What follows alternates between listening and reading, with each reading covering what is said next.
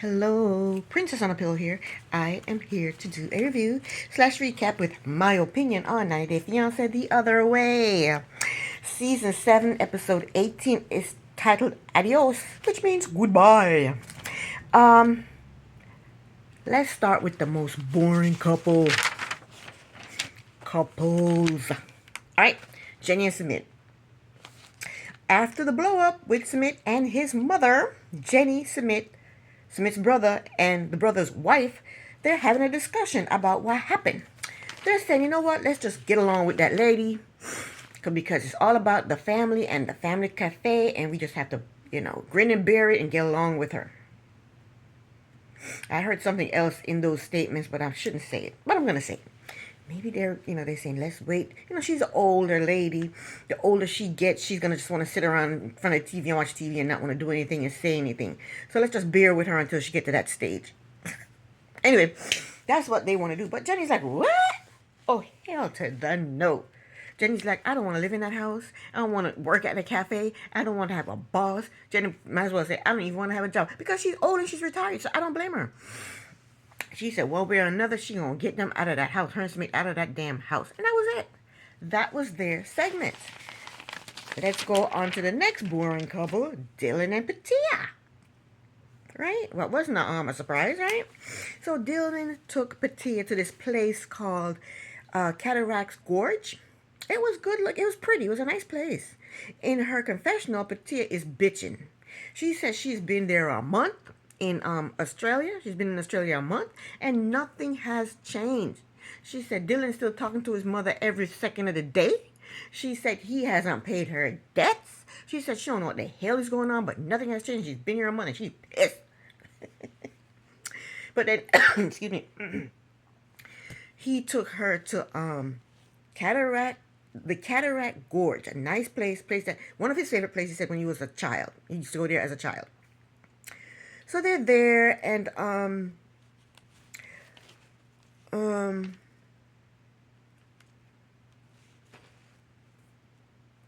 they're looking at the sights, and the sights are beautiful. The views is beautiful.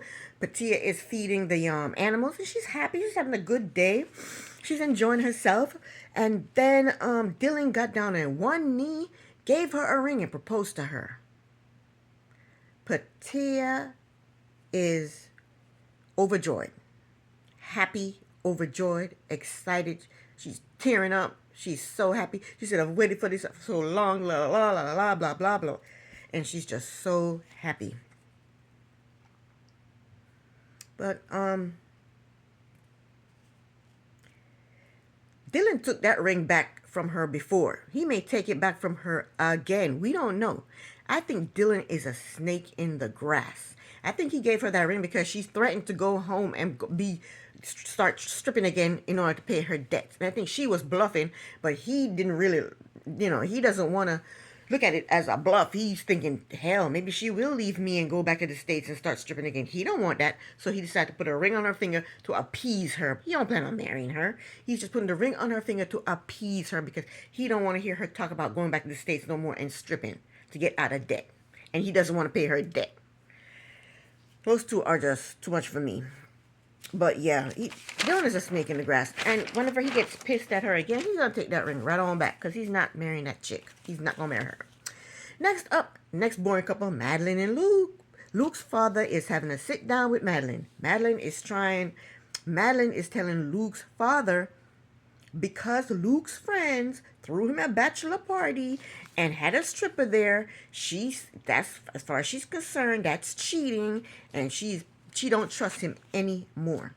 Luke's father told Madeline that Luke cheated when he was younger, but he wouldn't cheat on you because he's too obsessed with her. He ain't gonna cheat on her, and he knows how mad she can get. But Madeline she's a hypocrite.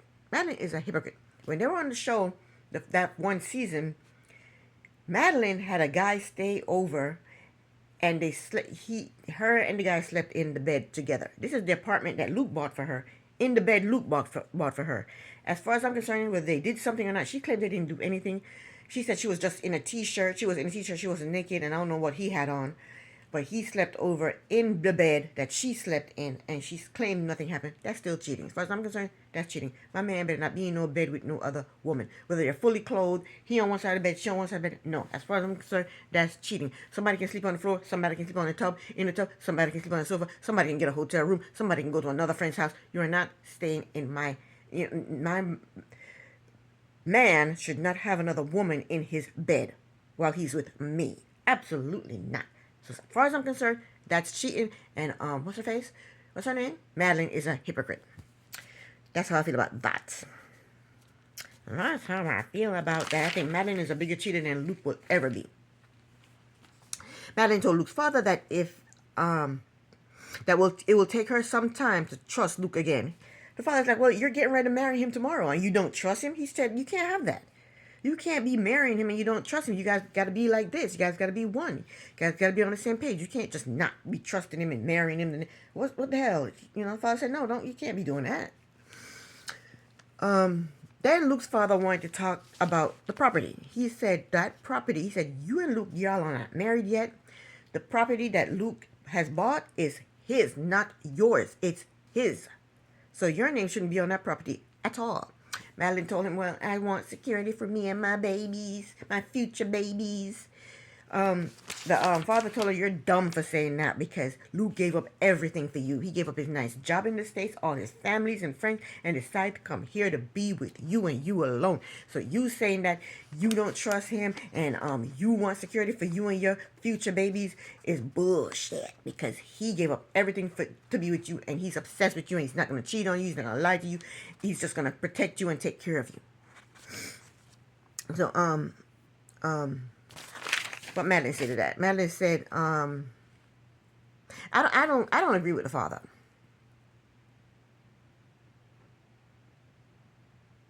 Oh, the father, I said, the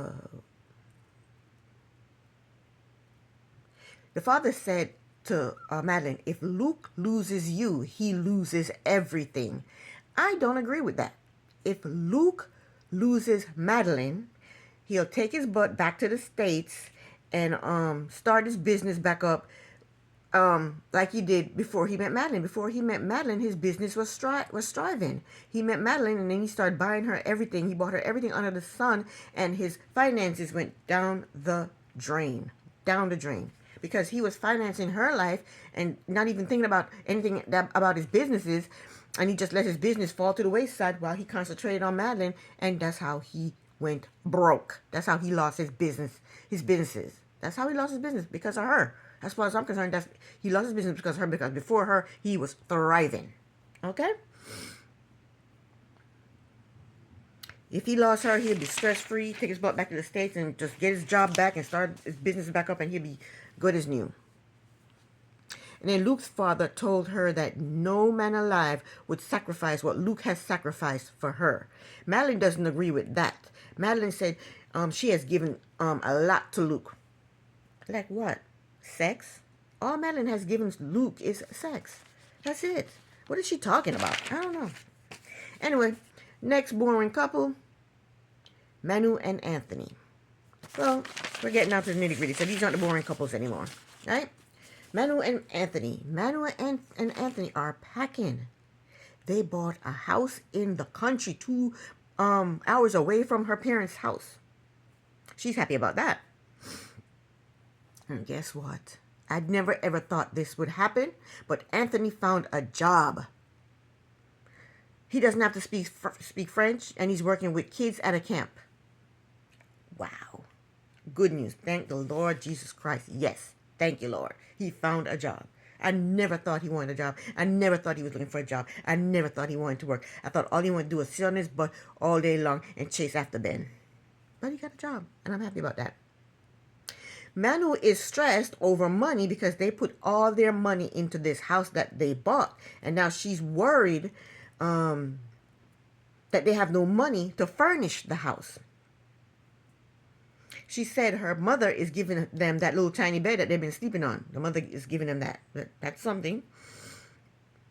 And then she said she's in debt and she has no savings. How is she in debt?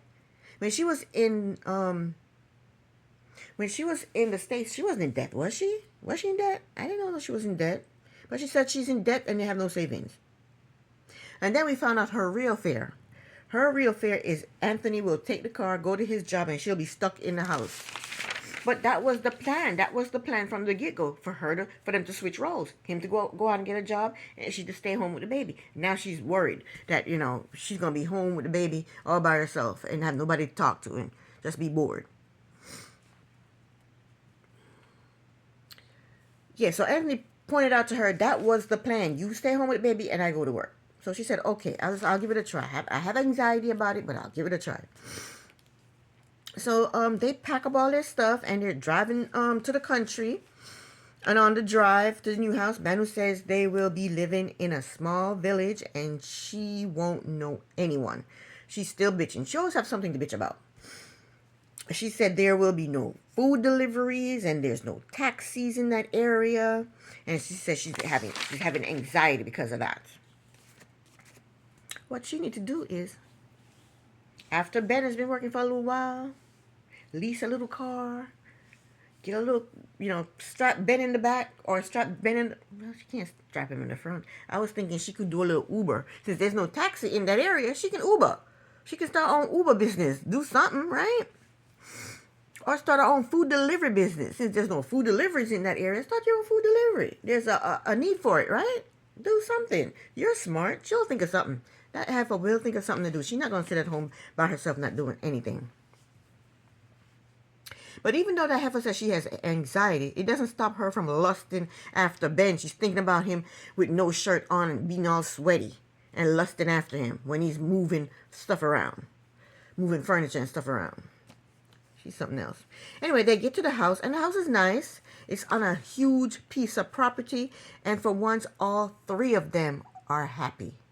For now. Next. Oh, last but not least is the last couple. Last but not least, we have Chloe and Johnny. Oh. All right, here we go. They are washing the car because they're too broke to go to the car wash, right? After washing the car, Chloe tried to pressure Johnny into marrying her. She claimed she talked to her mother about what the lawyer told them, and the mother wants to know, so what's the holdup? What are they waiting for? Go ahead and get married, because that's the easiest thing to do, right? So Chloe told Johnny that she is ready to get married. So, Johnny needs to step up, buy a ring and propose, What's the holdup? Johnny does not want to get married. He is still talking about the partnership papers. Johnny told her she doesn't help him now with small things such as washing the dishes. And that's his lame reason for not marrying her, because she doesn't wash dishes. Chloe told him that should not be the reason why they don't get married. I agree with her. Johnny is still pulling stupid reasons out his arse as to why they can't get married, or they shouldn't get married, or why he shouldn't marry her, or why she is not ready to be married. She's not marriage material. Chloe said in her confessional that Johnny has been taking digs at her ever since the lawyer mentioned marriage. Chloe said she will cook and clean, but that's not on the top of her list. And what is on the top of your list, Chloe? You have nothing else to do. So tell me, what else is on the top of your list? We know she can't cook. She couldn't boil eggs. She didn't know how to turn on the stove. So we know she can't cook. So she's talking about that's not at the top of her list. She probably doesn't know how to clean. She doesn't know how to cook. She doesn't know how to do anything but get her roots done and work out, because I think she works out. She was a cheerleader, and I think she still works out. She still looks like she has a body that does work out and go hang out with her friends. Yeah. So she doesn't cook and clean. She doesn't know how. Let's be real. She has nothing else to do. So I don't know why she said cooking and cleaning is not at the top of her list. Johnny does not want to marry her, and she knows it. She knows it. Don't ever beg somebody to marry you. It's degrading. It's demoralizing. It's disgusting. Hell, where's your damn pride? Where is your pride? Chloe is practically begging Johnny to marry her. She told him, I have given up everything for you. My friends told me not to trust you, but I do. Johnny told her, you want me to marry you? I've only known you a year. He said marriage is a lifetime commitment. He does not want to marry her, and he's telling her to her freaking face he does not want to marry her, and she's still talking about, I'm giving up this for you, and giving up that for you. Because you said, I've given up this for you, I've given up that for you. What do you want him to say? Okay, we'll marry, we'll get married. Is that what you want him to say? He's telling you, I'm not marrying you because you don't wash dishes, you don't cook, you don't clean, you don't do shit, and I've only known you for a year. That's what he's telling you. Okay? And then he told her, you give me attitude when I ask you to wash the dishes. And, he's basically telling her, you are not wife material. But that's not why he doesn't want to marry her. I'll tell you later on why he doesn't want to marry her. Okay? Stay tuned. Chloe told him that she is not going to do a trial run for him to decide whether or not he wants to marry her or not. Now she done put her foot down and he's looking at her like, oh, okay, is that how it is? Okay, we'll see. We'll see. So, yeah, so next, we see Chloe unpacking in a different place. She's unpacking her shit in a different place. In her confessional, she told us that the night before, she stayed with a friend, and now she has checked into a rental until she can figure out her way home. That's bullshit. She don't have to figure out her way home. All she gotta do is call Mommy Dearest and say, Mommy Dearest, this is what happened. Buy me a plane ticket on the way home. Boom. So she don't have to figure her way home. She knows how to get the hell on home. Mommy Dearest. Okay? Mommy Dearest wanted her to come back anyway. Mommy Dearest will set a plane ticket just like that. Before you can even blink, Mommy Dearest will send her a plane ticket to come on back home. Okay? So she ain't got to figure out a way back home. Come on, Chloe. We ain't stupid. She told us that Johnny got a new phone and he left his old phone on the nightstand. She said when he left, she went through the phone. She said she found a message he sent to a girl saying that he missed her. Then she found out he was messaging another girl during their interviews while they're sitting side by side each other. He's texting other girls saying texting some girl saying he missed her. He missed having sex with her. He's asking her to send him nudes. And then she said she found a video of him with some other girl. Chloe said when she confronted Johnny, all he said was, you went through my phone behind my back? She said she is done. And I really hope she is, but I don't think she is. Because if she was done, she would have gotten her clothes, call her mother. She would have packed her clothes, call her mother, call her Uber, go to the airport, the next thing smoking back to the States if she was done. But she's not done. She left her clothes at his house, went to a friend's house, then went to a rental.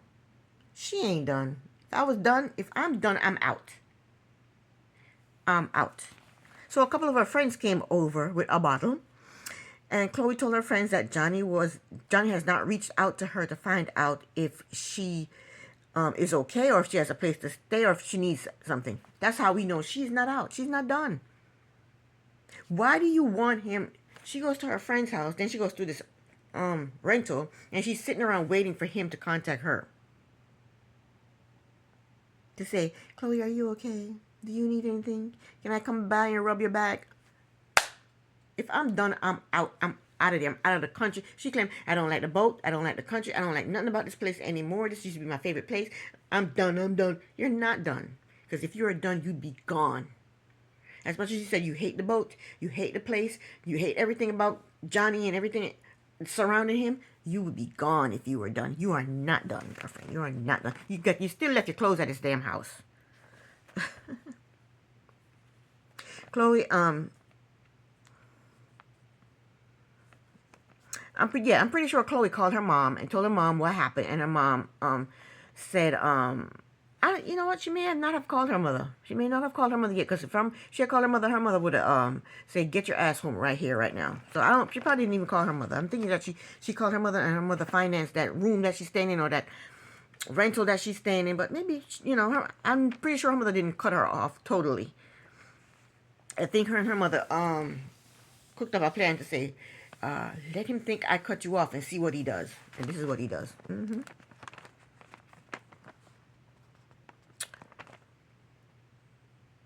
So she's saying Johnny hasn't called her to check up on her, see if she's doing okay, see if she has a place to stay. He knows you have a rich mother, and she's not gonna leave you out to dry. As long as you have your rich hover mother, you're gonna have a place to stay. You're gonna have food in your stomach, clothes on your back, everything. You're gonna have everything you need. And he knows you have all of this, and he knows your mother is not gonna turn you away. So why is he gonna call and check up on you? And he wanted you gone. She told her friends that Johnny told her to come get her shit. And when she told him she didn't want to be near him, he told her, well, if you don't come get your shit, I'm throwing it out. There's a thin line between love and hate. Remember that, y'all. Remember that. Her friend told her, that's typical Johnny. Bitch, shut up. You don't know. You don't know Johnny like that. You ain't somebody he would look at. So this is my take on it. Johnny wants his own pirate boat. He said it a couple of times, right? He thought he would get said boat through Chloe and her rich mother. When the mother refused to give Chloe any more money, and Chloe started to pressure him into marriage, he said, it's time to get rid of this heifer. Because now he has to take care of her. The mother claims she's not going to support Chloe anymore. So now he has to take care of Chloe. And he wants a boat. And he can't get the boat. Can't get the boat from his mom. He can't get the boat from savings because he has to take care of himself and Chloe. So he decided it's time to get rid of Chloe. So he left his old phone on the damn nightstand, plain as day. It's not like it fell on the floor and it got kicked under the bed, or it's in the sofa, in between the sofa, or it's under the covers. It got, lost under the covers or something. No. He left his phone on the nightstand in plain view for her to go through it. He knew she would go through it because she did that before. She went through his phone before. So he's trying to get rid of her. So he wanted her to go through this. He wanted her to see the phone. He wanted her to go through the phone and see all the disgusting messages with other women. And that's what happened. Because he wants to get rid of her. She is a burden to him now.